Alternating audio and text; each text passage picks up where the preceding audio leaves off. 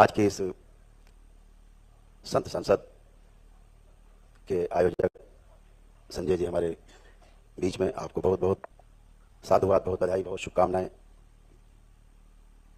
आप एक बड़ा काम कर रहे हैं कि जिन्हें कोई इकट्ठा नहीं कर सकता उन्हें आपने इकट्ठा किया है। ज्ञानियों को जल्दी कोई एक साथ एक मंच पर इकट्ठा नहीं कर सकता, तो आपको बहुत बहुत साधुवाद। इन्होंने मुझे इकट्ठा किया है। मंच पर विराजमान हमारे परम आदरणीय प्रातःस्मरणीय जगत गुरु शंकराचार्य जी महाराज, आपको महाराज जी को प्रणाम।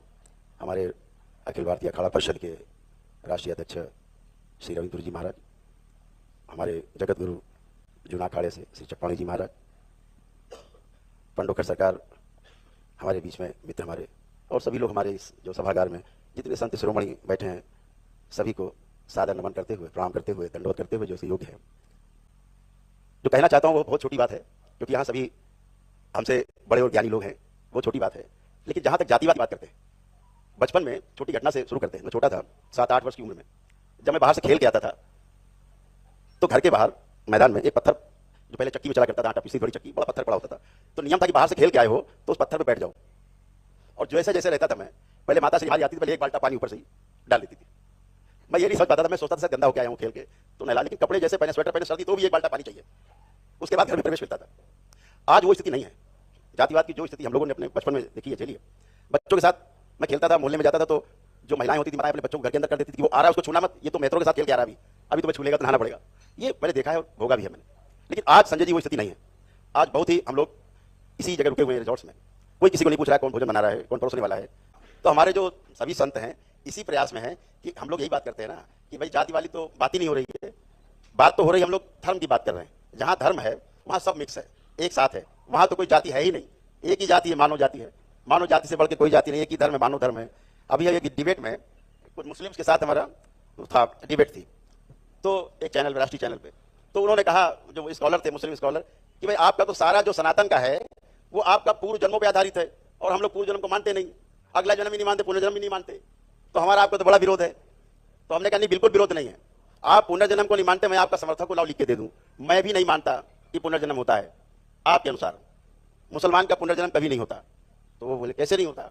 इसलिए नहीं होता कि मुस्लिम के घर में मुस्लिम पैदा होता है, मुसलमान पैदा नहीं होता। मुसलमान अपने कर्म से बनता है। मुसलमान ईमान जिसको आए, जिसको ईश्वर 100% विश्वास हो गया हो, अपने पर विश्वास हो गया हो, वह व्यक्ति मुसलमान है। और जो मुसलमान हो गया, मतलब जैसे हमारे यहाँ समाधि प्राप्त लोग, ऐसे ऐसे आपको भी सब में दिखने लग जाओ, सब आप में दिखने लग जाए, समाधि प्राप्त हो गए, उसको मुसलमान माना गया, उसका पुनर्जन्म नहीं होता। आप बिल्कुल सही कह रहे हैं, हमारे यहाँ उसका पुनर्जन्म नहीं होता, जो समाधि प्राप्त लोग हैं, इनलाइटेंड हैं। तो आपकी बात हमें कोई अंतर नहीं है।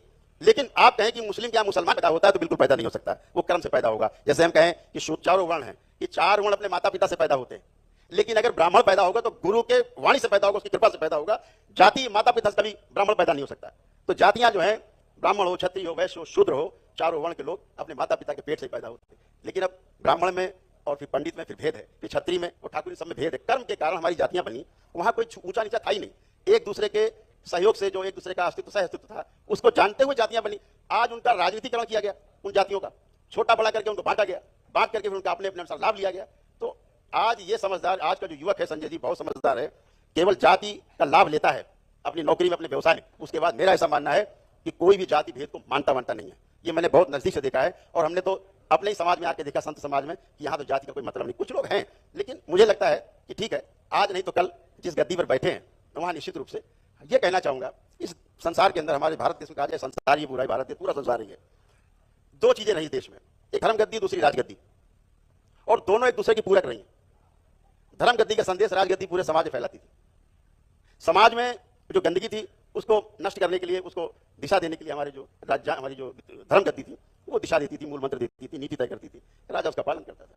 यही चला रहा है आज भी। मैंने देखा, ऐसा नहीं है, आज भी जो धर्म गद्दियां हैं कई जगह प्रभावी हैं, लेकिन 90% मैं कहना चाहूंगा हमारी धर्म गद्दियों का जो अधिकार था, धर्म गद्दियों का जो नियंत्रण था राजगद्दी पे, वो टूट चुका है, चाटुकारिता में बदल चुका है, पूरी चाटुकारिता में चले गए हैं। कोई भी नीतिगत बात करने का साहस नहीं है।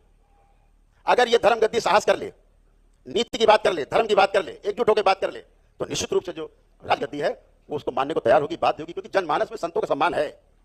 लेकिन आज अपनी बात कोई कहने को तैयार नहीं है। ये बहुत कड़वी बात है। मैं अपनी बात छोटे मुंह से बड़ी बात कह रहा हूं, लेकिन एक बहुत बड़ी बात मैं कह रहा हूं कि आज कोई भी बात, कड़वी बात कहने को महाराज जी तैयार नहीं है। समाज में आंख बंद कर लेते हैं, नहीं हम बोलेंगे तो बुरे हो जाएंगे। आप बने ही हो बुरा और भला अलग अलग करने के लिए।